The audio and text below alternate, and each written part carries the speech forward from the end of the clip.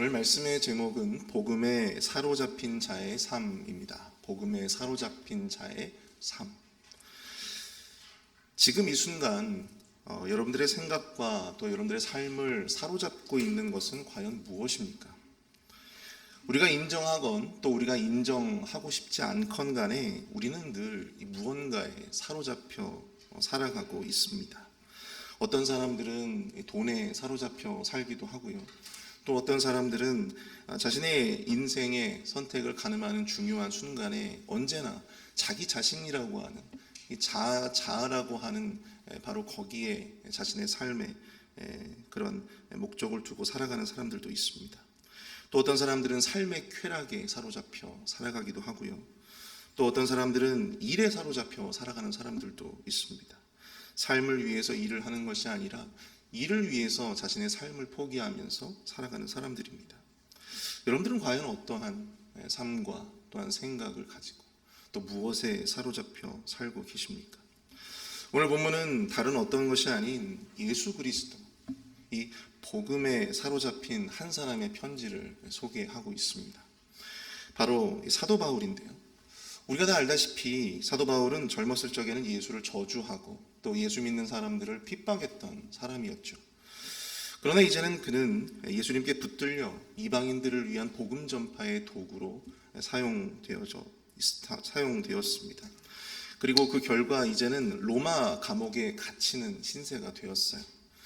감옥에 갇혀서 자유를 구속받게 된 삶의 위기 속에서도 이 빌립보서 전체에 흐르는 맥락에서 우리가 볼 수 있는 것은 바로 이 복음 안에서 우리가 누릴 수 있는 기쁨입니다.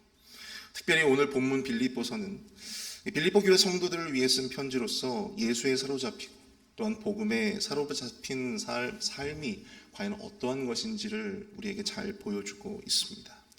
오늘 새벽에는 특별히 복음에 사로잡힌 자의 삶은 과연 어떠한 삶인가, 우리가 거기에 초점을 맞추어 함께 살펴보면서 은혜를 나누어 보고자 합니다. 첫 번째로 복음에 사로잡힌 자는 신앙의 우선순위를 가지고 살아간다라고 하는 것입니다. 사도 바울은 복음을 위해서 영어의 몸이 되었습니다. 로마 감옥에서 자유를 잃은 채 그렇게 살아가게 된 것이죠. 그러나 그 안에서도 사람들을 만날 수 있었기 때문에 그는 많은 사람들과 교류할 수가 있었고요. 또 바깥의 여러 상황들을 접할 수가 있었습니다. 그러나 그에게 가장 최우선의 관심이 과연 무엇이었을까? 감옥에 갇힌 자로서 그에게서 가장 큰 관심, 가장 주된 생각, 가장 주된 관심이 과연 무엇이었을까? 본문 12절을 보시면 형제들아 내가 당한 일이 도리어 복음 전파의 진전이 된 줄을 너희가 알기를 원하노라. 그가 당한 일은 다른 것이 아닙니다. 복음을 위해서 영어의 몸이 된 것입니다. 그러나 그는 성도들에게 자신을 위해 기도해달라는 말을 하지 않습니다. 자신이 감옥에 갇혀 있기 때문에 자신이 빨리 밖으로 나가서 자유롭게 복음을 전할 수 있도록 기도해달라 하지 않아요. 무엇입니까? 자신의 당한 일이 복음 전파에 오히려 진보가 되었다. 오히려 다행스러워하고 있다고 하는 사실입니다. 감옥에 갇히는 개인의 고난과 시련 속에서도 영적인 의미를 스스로 찾아나가고 또 발견해 나아가는 그런 모습들을 우리가 볼 수 있다고 하는 것이죠. 사도 바울이 자신이 영어의 몸이 되었음에도 불구하고 오히려 긍정적으로 그 현실을 받아들이고 있는 것은 다름 아닌 이 복음 전파가 멈춰지지 않고 계속해서 진전되고 있었기 때문입니다. 그래서 그는 빌립보 교인들에게 감옥에 갇힌 자신의 고난과 시련이 아니라 복음의 진전을 중심으로 이 편지를 전개해 나가고 있다고 하는 사실이죠. 본문 18절을 보시면 그러면 무엇이냐 거칠애로 하나 참으로 하나 무슨 방도로 하든지 전파되는 것은 그리스도니 이로써 나는 기뻐하고 또한 기뻐하리라. 사실 이 사도 바울이 감옥에 갇힌 사이에 사람들마다 이 복음을 전하면서도 각각의 어떤 목적이 따로 있었습니다. 어떤 사람들은 순전한 목적으로 또 이 복음을 위해 헌신한 사람들도 있었지만 또 어떤 사람들은 이 사도 바울을 더욱더 괴롭게 할 목적으로 다툼으로 또 시기로 복음을 전하며 그렇게 교회 일을 감당했던 사람들도 있었어요. 그런데 사도 바울에게 중요했던 것은 무엇이냐면 어떠한 의도와 또한 어떠한 목적으로 하든지 전파되는 것은 무엇이었기 때문에 복음이었기 때문에 그는 오히려 기뻐하고 또 기뻐하고 있다고 그렇게 이야기를 하고 있는 것입니다. 예수 그리스도의 제자로서 이방인을 위한 복음의 사도로서 이 사도 바울은 무엇보다 자신의 삶에서 가장 우선적으로 가져가야 할 신앙의 우선순위를 잘 알고 있었습니다. 그가 그러한 신앙의 우선순위를 가지고 살 수 있었던 것은 무엇 때문이었을까요? 그것은 바로 그의 생각과 그의 모든 관심과 그의 마음을 사로잡고 있었던 것이 바로 예수 그리스도, 바로 복음에 있었기 때문입니다. 이처럼 복음에 사로잡힌 사람은 가장 먼저 무엇을 생각할까요? 복음을 생각합니다. 교회를 생각합니다. 예수 그리스도를 생각합니다. 그에게는 오직 예수 그리스도가 최우선적인 생각이고 관심이었어요. 그래서 그는 이렇게 고백하고 있습니다. 본문 21절인데요. 이는 내게 사는 것이 그리스도니 죽는 것도 유익함이라. 내 삶을 통해 그리스도 예수가 드러날 수 있다면 자신의 생명을 드리는 것도 유익하다. 그렇게 고백하고 있는 것입니다. 그러나 그럼에도 불구하고 우리에게 중요한 우선순위는 과연 무엇입니까? 우리의 머리로는 이 사실을 너무나도 잘 알고 있음에도 불구하고 여전히 우리에게 가장 중요한 것은 우리 자신 아닙니까? 나의 기분, 나의 감정, 나의 입장, 나의 가치. 이것이 예수 그리스도의 복음보다 훨씬 더 중요하게 여기면서 살고 있지는 않습니까? 이것이 교회의 가치보다, 교회의 입장보다 훨씬 더 중요하게 여러분들 스스로 생각하면서 살고 있지는 않습니까? 우리 자신의 일이 가장 먼저고, 또 우리의 기분이 가장 먼저이고, 또 우리의 마음이 더 먼저 그렇게 생각되어지지는 않습니까? 우리의 유익이 복음보다 더 먼저여야 하지는 않습니까? 예전에 사역했던 교회에서 한 권사님이 그런 말씀을 하시는 것을 들은 적이 있어요. 자기는 교회가 부흥되는 것이 싫다고 합니다. 자기는 교회가 부흥되는 것이 싫다고 그렇게 공공연하게 왜 교회에서 그렇게 전도를 열심히 하느냐 그렇게 이야기하시는 권사님이 있었어요. 근데 도대체 왜 그러시는지 한번 여쭤봤습니다. 그런데 교회가 부흥하면 가뜩이나 교회가 좁은데 더 교회가 사람들로 인해서 복잡해질 것이 아니냐. 그리고 새가족들 비율을 맞춰줘야 되지 않느냐. 그런 거였습니다. 아마도 우리 교회에는 적어도 이런 생각을 가지고 계신 분들은 없을 거라고 생각이 되어집니다. 어떤 사람은 복음 전파로 인해서 감옥에 갇히는 사람도 있고, 복음 전파로 인해서 온갖 수욕과 곤욕을 당하면서 지금도 세계의 복음의 현장에서 복음을 전하는 선교사님들도 계시는데, 고작 이 여유로운 교회 생활을 즐기기 위해서 복음 전파를 무의미한 일로 여겨버리는 그러한 사람들도 있더라고요. 사랑하는 성도 여러분, 앞선 이 권사님의 예는요 굉장히 극단적인 예일 수 있습니다. 그러나 저는 여러분들에게 도전합니다. 복음이 중심이 되고 예수 그리스도가 중심이 되는 여러분 삶의 우선순위를 회복하실 수 있기를 축복합니다. 그것 때문에 우리가 비록 감옥에 갇히진 않는다 할지라도, 또 우리 인생 전체를 포기하지는 않는다 할지라도 적어도 이 복음 때문에 우리가 누리는 이 약간의 기득권, 이 약간의 유익, 이 약간의 안락함 정도는 조금 양보하고 내려놓을 수 있는 우리 모두가 될 수 있기를 축복합니다. 삶의 분주함 속에서 바쁘게 살고 계셔도 적어도 교회에서 무엇을 하고 있는지, 또 교회에서 무엇을 계획하고 있는지, 그리고 그것을 위해서 내가 작게나마 내가 무엇을 도울 수 있는지, 우리가 이것을 생각하면서 또 함께 고민하면서 나아가는 우리 공동체가 될 수 있기를 축복합니다. 무엇이 우리 삶의 중심이 되고 기준이 되어야 하는지를 명확히 깨달아 실천하는 우리의 삶이 될 수 있기를 축복합니다. 오직 복음이 우리의 중심이 되고 또 기준이 되는 그러한 인생을 사시는 저와 여러분들 될 수 있기를 바랍니다. 두 번째로 복음에 사로잡힌 자는요, 그리스도의 또한 교회의 자랑이 되는 삶을 살아갑니다. 복음에 사로잡힌 자는 그리스도의 자랑이 되고 또 교회의 자랑이 됩니다. 오늘 본문 26절을 보시면 내가 다시 너희와 같이 있으므로 그리스도 예수 안에서 너희 자랑이 나로 말미암아 풍성하게 하려 함이라, 이렇게 이야기를 하고 있어요. 이 구절에서 사도 바울은 가정법을 사용하고 있습니다. 다시 말해서 내가 다시 너희에게 갈 수 있다면, 지금 사도 바울은 영화의 몸이잖아요. 묶여있는 몸입니다. 감옥에 갇혀 있는 몸이에요. 그런데 만약 내가 다시 자유를 얻게 되어서 이 감옥을 나가게 된다면, 그래서 너희를 만나게 된다면 그리스도 안에서 너희 자랑이 나로 인해 풍성하게 될 것이다. 여러분들, 지금 우리가 알다시피 빌립보 교회 성도들은요, 이 사도 바울을 위해서 지금 아주 열심히 기도하고 있어요. 그런데 그가 다시금 감옥에서 풀려나게 되어진다면, 그래서 다시 빌립보 교인들을 만나고 또 그들을 만나 말씀을 들을 수 있게 된다면 그들의 입장에서는 얼마나 큰 그것이 간증거리가 되고 또 자랑거리가 되겠습니까? 그런 의미로 사도 바울은 26절 같이 이렇게 언급을 하고 있는 거예요. 복음에 사로잡힌 자의 삶은 누군가에게 자랑거리가 되고 또 간증거리가 됩니다. 믿으십니까? 그 사람을 통해서 하나님의 역사와 섭리를 보고 그 사람을 통해서 하나님의 사랑을 경험하게 되는 것입니다. 과연 우리의 모습은 어떤가요? 우리들은 이 교회의 공동체, 그리고 모든 지체들에게, 또한 우리 그리스도께, 또 목회자들에게 자랑거리가 되고 계십니까? 저 여러분들 모두 이 교회의 지체들 가운데에서, 또 이 교회 가운데에서 또 우리 주님께 자랑이 되는 인생을 살아가시길 축복합니다.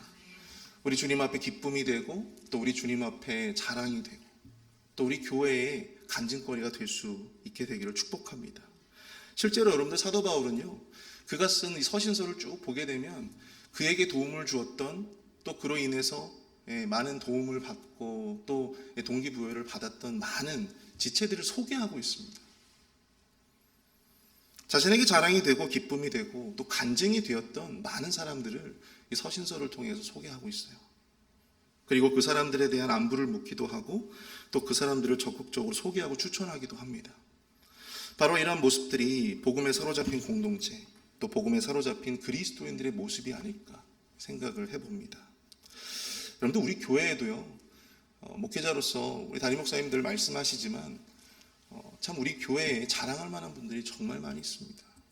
일일이 제가 이 자리에서 이렇게 소개하지 않는다 할지라도 정말 음지에서, 보이지 않는 곳에서 열심히 자신의 달란트로, 또 없는 중에도 불구하고 자신의 시간을 내어서, 또 자신의 이 에너지를 내어서 교회를 섬기고 또 지체들을 섬기는 너무나 많은 분들이 계세요. 그런 분들을 보면 목회자로서 참 도전이 되고, 또 그분들의 모습을 보면 하나님이 참 저분과 함께 하시는구나, 참 신실한 분이구나 라고 하는 그런 마음의 동기 부여를 받게 됩니다. 목회자의 자랑이 되고요, 또 교회의 자랑이 되는 분들이 우리 교회에 정말 많이 계십니다. 여러분, 교회를 아무리 둘러봐도 여러분들이 보시기에 결코 자랑이 될 만한 분들이 없다 여겨지시는 분은 없습니까? 아무리 주변을 둘러봐도 간증이 될 만한 그런 분을 찾을 수가 없으신가요? 만약 그렇다면 여러분들 자신이 교회의 자랑이 되어주시기를 바랍니다. 목회자의 자랑이 되어주시기를 바라요. 모든 지체들의 간증거리가 되어주시기를 부탁드립니다. 우리 주변의 지체들에게 언제나 자랑으로, 귀감으로 남게 되시는 저와 여러분들이 될 수 있기를 바랍니다. 늘 신실하게 한결같은 모습으로 교회를 위해서 기도하고 섬기시는 모습에 정말 이 모든 세대, 특히 이 젊은 세대의 많은 분들에게 정말 저 권사님, 저 집사님, 참 저 목사님, 저 장로님은 정말 신실하신 분이다, 참 교회의 빛과 같은 분이시다 라면서 또 칭찬과 자랑의 주제가 되어지는 그런 분들이 꼭 되어주시기를 축복합니다. 우리 마지막으로 이 복음에 사로잡힌 자는요, 한 마음 한 뜻으로 협력하는 자이다 라고 하는 것입니다. 오늘 보면 27절을 보시면 오직 너희는 그리스도의 복음에 합당하게 생활하라. 이는 내가 너희에게 가보나 떠나 있으나 너희가 한 마음으로 서서 한 뜻으로 복음의 신앙을 위하여 협력하는 것과. 사도 바울은 복음에 합당한 삶으로 한 마음으로 서서 한 뜻으로 복음의 신앙을 위해서 협력하라, 그렇게 말씀하고 있습니다. 또한 본문 2장 2절을 보시면요, 마음을 같이하여 같은 사랑을 가지고 뜻을 합하여 한 마음을 품어 라고 말씀하고 있습니다. 사랑하는 성도 여러분, 복음에 사로잡힌 자는 한 마음, 이 한 뜻으로 협력하는 자입니다. 믿으십니까? 복음에 사로잡힌 자는요, 서로 대적하고 다투고 분열하는 자가 아니라요, 정말 한 마음으로 한 뜻으로 나아가야 하는 것입니다. 근데 여러분, 이 말이 참 쉽지가 않아요. 이 교회라고 하는 곳이 사실은 다 같은 생각, 다 같은 마음으로 모이는 그러한 공동체가 아니지 않습니까? 저의 생각이 다르고 여러분들의 생각이 제각각 다 다르죠. 그렇기 때문에 이 다른 사람들의 모임 가운데는 늘 관계적인 어려움들이 생겨나기 마련입니다. 누군가는 이렇게 생각하는데 누군가는 다르게 생각할 수 있어요. 교회가 그렇게 간단하다면, 교회 운영이 그렇게 간단하다면 여러분들 당회가 무슨 의미가 있겠으며, 이 교회가 그렇게 간단하다면 여러분 교회에 왜 다툼이 생기고 분열이 생기겠습니까?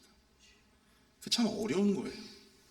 생각이 다른 사람들, 마음이 다른 사람들, 계획이 다른 사람들을 하나로 모아간다라고 하는 것이 저도 목회를 하면서 정말 어려운 부분 중에 하나입니다.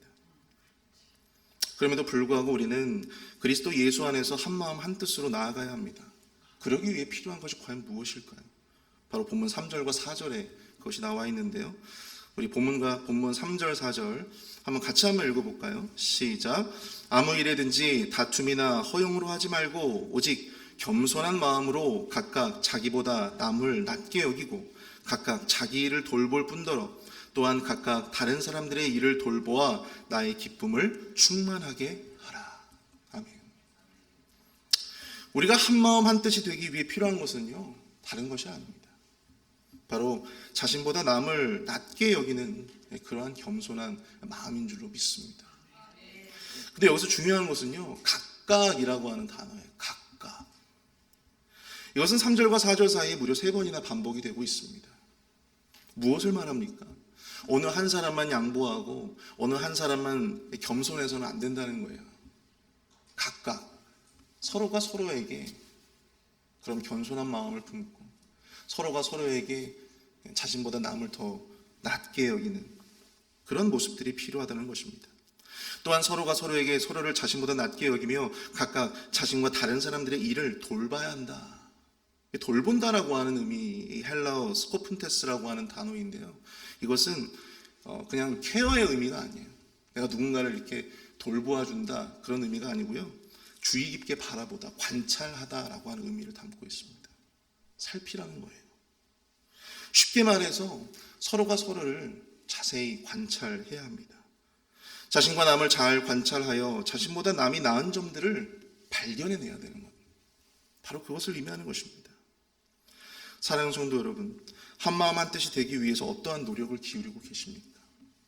어떻게 관찰하고 계십니까? 아무리 둘러보아도 저 사람은 나보다 나은 구석이 하나도 없다라고 생각이 되어지십니까? 여러분, 그래도 관찰해 보시기 바랍니다. 나보다 저 사람이 나은 부분이 분명히 있을 겁니다. 우리가 그러한 노력들을 기울여야 하는 거예요. 잘 관찰하면 나보다 남이 훨씬 더 나은 점들을 발견할 수 있습니다. 우리가 내 마음, 내 의견, 내 고집을 앞세워서 하나됨을 막는 것은 바로 남보다 내가 더 낮게 여겨지기 때문이거든요. 앞만 봐도 주위를 둘러봐도 내가 제일 낫다, 내가 옳다 여겨지기 때문입니다. 그래서 내 생각과 내 의견, 내 고집을 공동체보다 우선할 수밖에 없는 것이죠. 여러분, 이 축구를 좋아하시는 분들은 아시겠지만 이 맨체스터 유나이티드라고 하는 팀이 있습니다. 잉글랜드 축구팀이죠. 근데 이 팀을 정말 오랫동안 이 감독으로 이끌면서 수많은 승리를 쌓았던 감독이 있었는데요. 바로 알릭 퍼거슨이라고 하는 감독이에요. 이 사람이 이런 말을 했습니다. 아주 유명한 말이에요. 팀보다 더 위대한 선수는 없다. 팀보다 더 위대한 선수는 없다. 당시 맨체스터에는요, 개성이 강한 베컴을 비롯해서 정말 개성이 강한 스타 플레이어들이 정말 많았어요.